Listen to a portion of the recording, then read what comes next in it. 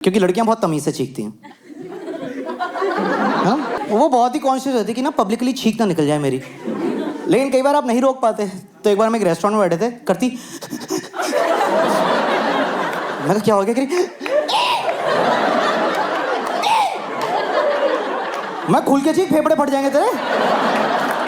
ये आंखों के डेले बाहर आ जाते हैं भाई छींक रोकने से। और वो इस पे भी एम्बैरेस हो गई है। Sorry, oh God, oh father, I have sinned.